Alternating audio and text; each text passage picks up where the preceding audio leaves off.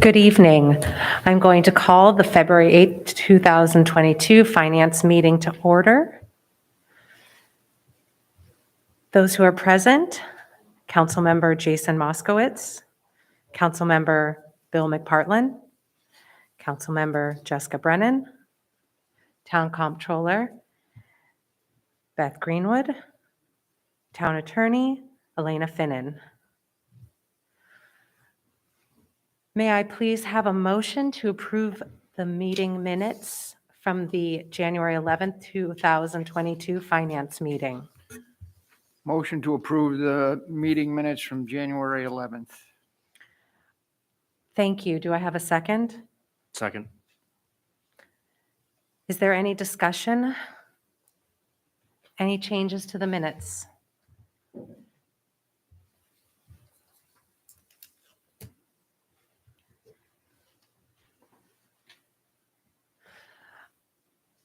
The only question I had was, Janet, should your name be listed as someone present since you participated in the meeting on January 11th? Let's add that. Any other discussion? Any other changes? Seeing none, all those in favor? Aye. Any opposed? Minutes are approved. Moving on to the action items.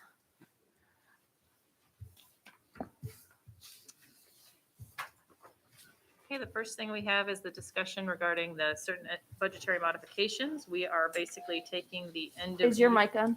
I think so. There, can you hear it? That's better. Sorry about that. We are working on closing out the end of the year for 2021. We would like to encourage all the other department heads to take a look at what we're proposing as the budget modifications. We've started just balancing out everything for the various lines to ensure that everything is covered. There are 5 pages attached. You're welcome to take a look through. And we're continuing to do this as the bills come in and we clean up the lines. So there will be additional ones by the time the board meeting comes, but this is the majority of them at this point.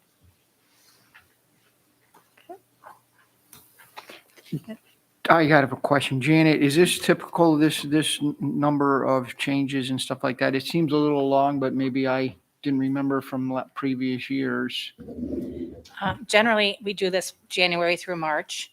I'm just trying to be a little proactive this year and get as much done as I can for this next meeting. So it's I would like to one be able to close earlier. one big list rather than, a Yeah, couple of smaller Yeah, lists, which is and there will what I still be remember. some through February and March until we cut the departments off and shut the year. I'd like to close the year a little bit earlier this year. We're required to have a federal single audit this year, and it's the first time we've had to do that. And it means getting the audit done a little bit sooner. So I'm just trying to speed things up so I can get the year closed and get the audit rolling. That's great. That's great. Because I always ask, as you know, start asking in March, and then I get told, well, maybe April or May, but maybe we'll be early. That's great. Keep your fingers crossed. Yes. Thank you. Anything else for that item? Okay, moving on.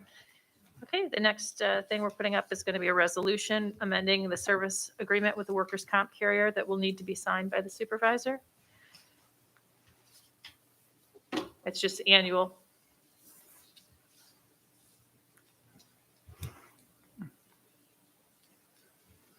Okay, thank you.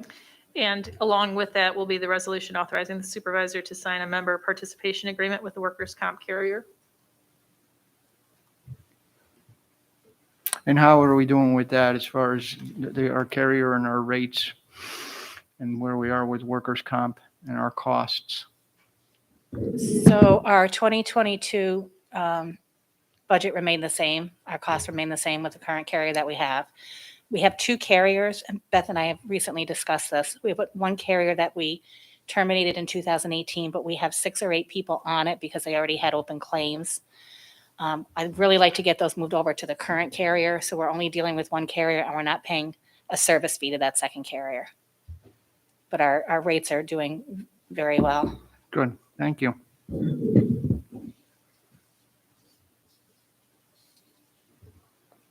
Thank you. Moving on.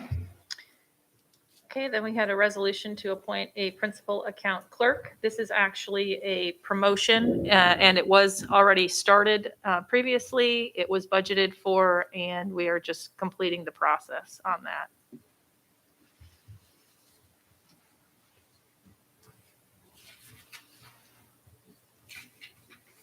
And I'll just add with that particular item will require an MOA with the union to add this title to the union contract. So if we can get that done in time for this meeting, that will be on as well. So there would be a resolution to appoint, and then there'd also be a resolution for an MOA to add that title to the CSCA collective bargaining agreement. Okay, and usually we don't talk about the individuals in this regards, which is great. But we can ask about the amount, correct? About the salary change or the increase? Yes, that can be discussed. It was a little over $3,000. I'd have to go look. Yeah, I don't know the exact figure off the top of my head, but it was like $3,400. Okay, thank you. You're welcome. Is this promotion going to cause a vacancy that needs to be filled eventually? No, it's actually promoting somebody that has been taking on a lot of extra work and been working out of title for some time. I have fought for this promotion for 3 years and finally got it into the budget for 2022, only to have the administration change. So, I wanted to put it out there because I really feel like this is something that is long, long overdue. But again, it's not going to leave a vacancy in any position that needs to be. No. filled. Okay.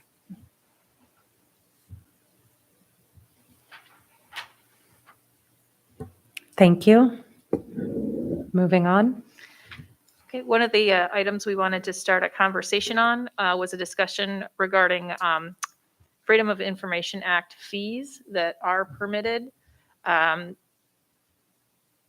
We spend a great deal of time amongst various members of the staff responding to Freedom of Information requests, and we recognize that those are very important, and it's very important to keep transparent government. There are, however, certain things we are allowed to charge for. There was an assumption originally, it's generally done in a per page, as if you were making Xerox copies, which is not generally the case any longer. There is a permission that once you go beyond 2 hours of work, that time can be charged when we have people who are spending significant amounts of time responding to FOILs. There's a very nice model of this on the HHS website on how they do it. It basically sets 3 different levels of rates. For commercial use requesters. The second one is for news media, educational, or scientific requesters. The third is for all other. They don't charge any time for the first 2 hours of a request. It's very scaled, and then there is always a way to request at the end a waiver if that fiscal amount would be difficult for somebody to meet. It's very minimal, and it really doesn't cover the true cost of the time that's used, but it does offer the town the potential to be compensated if there's an excessively large FOIL that's requested that spends a lot of time. It's just something I thought the town board might want to consider. I can send you the backup on what I've seen done there. It's just a conversation I think would be interesting to consider. Are there any local municipalities using this process? We haven't gotten that far. Have not researched that specifically. We've looked more at larger of what is permissible at this point, and we just wanted to start that conversation. Particularly now, a lot of the responses we give are fully electronic, so we don't actually charge anything, even though in the past we would have charged for the copies made. And yet we can have staff members who spend days and hours of their time doing that work, and the town is not compensated for that lost time. So it's just something that we thought might be worth considering. It sounds like it's definitely worth looking into, especially when you have the 3 different levels. So you can kind of bifurcate, the residents from the commercial and the media. And I do know that there is a lot of time expended in FOIAs. So I think it's certainly worth looking into. Thank you. We'll do more research, and we'll start getting some information to the board on that. Find out what other municipalities are doing in the area, and we can go from there. We have several items we would like to add from the floor. The first is a resolution to update the purchasing policy to reflect the names of the current board members and staff that have changed, department heads specifically.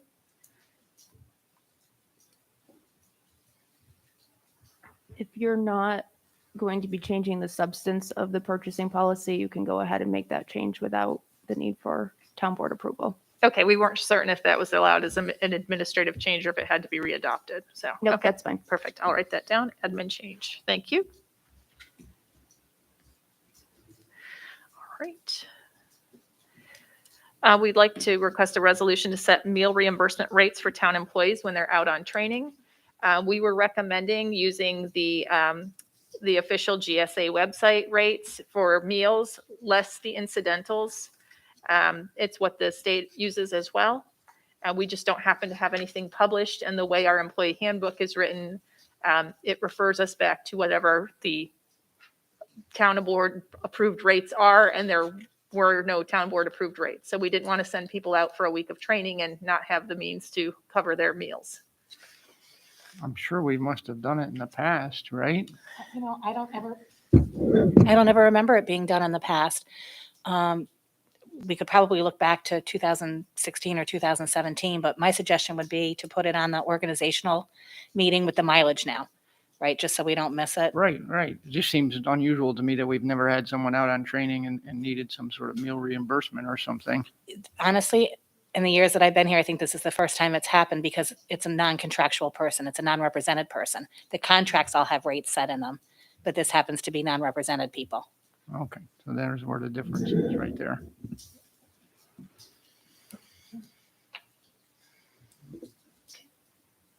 We'd like to also request a resolution authorizing the supervisor to sign a contract with Public Sector HR Consultants, LLC.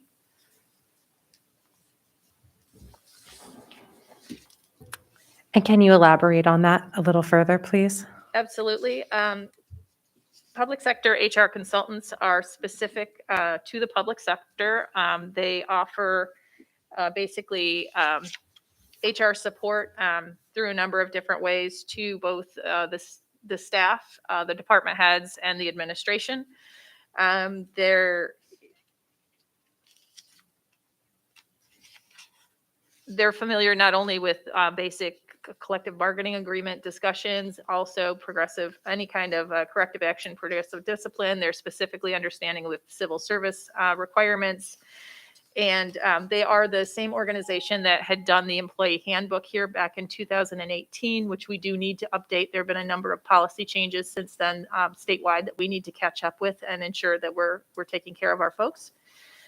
They can also help us if we have any questions regarding workers' comp, disability, FMLA, leave types of things. They also can help with the structuring of any additional policies we need to put in place with drug and alcohol testing and those sorts of things. So the cost for that is $1,150 monthly for unlimited support, and with the exception of if we had requested them to come in for any type of specific work regarding, say, an investigation or something, then they do charge an hourly rate of $165 an hour. I have worked with them in the past, as has Janet. We both find them to be very professional and have very good work product. And this has been budgeted? I was just going to say, and this It is is. budgeted. It is in the budget. In fact, it's well under what was budgeted for this. Right, because we were always budgeting for HR and then we were using a different organization, right? Or we're using somebody else. And I mean, we want to we've said this before, that we want to do better in the HR department. So it's your opinion that this is going to help us do better in that department? I believe so. We did actually ask 4 different companies. This was one of them to give us, I kind of went through what we were looking for in terms of what we could manage and where we needed support. This one was by far the least expensive. And of the 4, it was the only one that deals specifically with the public sector. Everybody else was a more generalized HR, which concerns me just because municipalities do have certain aspects, civil service in particular, that are very particular.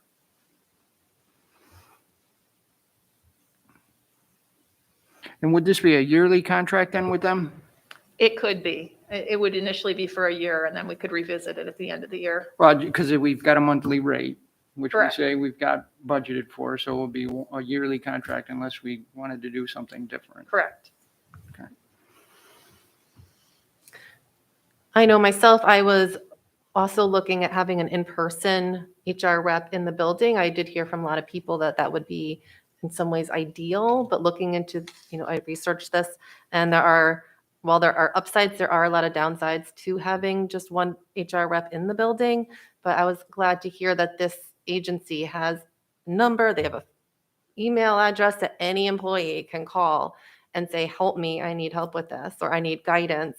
And then they would actually, if it was needed, come in person and do an investigation, interview people as a third party and not, necessarily have a side that they're taking or have somebody internally looking at this. So I felt like for the employees, it's a nice segue to get help that is only a phone call away, even if they're not in person. Right. And one of the things that we would ask from them is to get us a very specific, and I'm not sure whether they do it through a email or a portal. I'm not sure how they would set that up, but also with a phone number that we could then publish to our employees so that it was available to them whenever they might need that for a consultation. And that's part of the monthly unlimited phone calls. So Correct.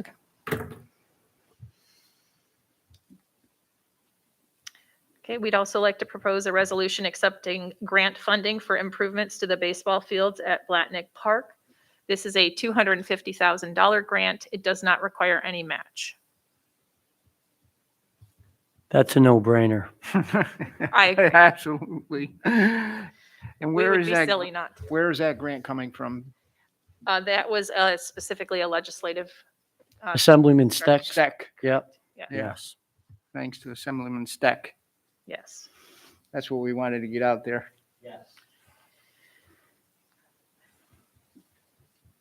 We also had a resolution accepting the matching grant for the body worn cameras, which I believe were also on the public safety. So I don't know if we need to say that as well, or if just them saying it is enough. Nope, it was referred from public safety. So Okay, that will perfect. be, I think, discussed at the agenda meeting. Thank you. And finally, we'd like to propose a resolution to set the following pay rates that were laid out in a table. It does not involve a change of title for any of the individuals. It has already been budgeted for. And do you need me to read those out, or do you want me to just give those to you, or how do you want to do that?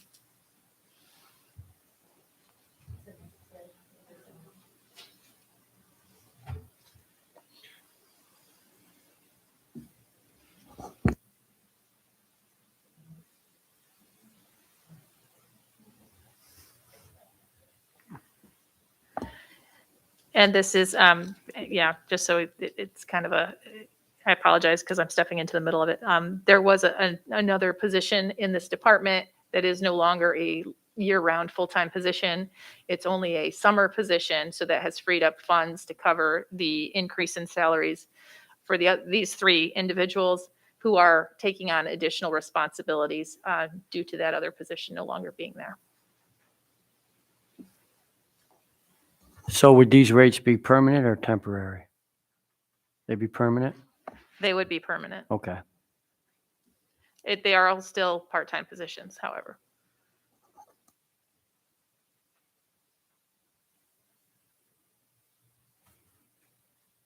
Anything else? Thank you. Moving on to items referred from public safety.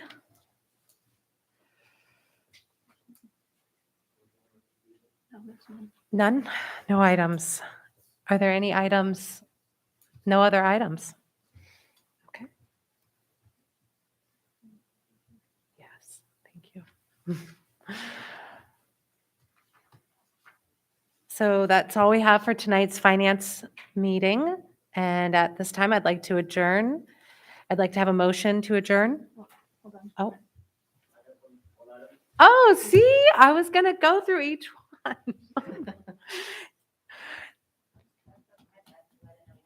That's okay. From Public Works. Public Works, yes. It's a software maintenance contract renewal for the software we use for monitoring our sewer treatment, our sewer plant and our sewer pump stations at a cost not to exceed $9,000. It's probably going to be a lot less than that, but it doesn't require anything other than finance committee approval up to 9,000. I have half the quote and I'm waiting for the second quote, and I think it's going to be closer to 4,000. But that's it would allow us to get that going and not wait for the next month. That's all I have. Thank you.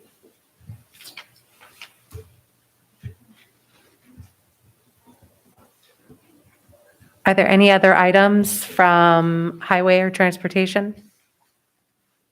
Community programs? Economic development? All right. So at this time, I'll make a motion to adjourn. Do I have a second? Second. All those in favor signify by saying aye. Aye. Aye. Okay, we stand adjourned and we'll move on to our next meeting, starting at 7.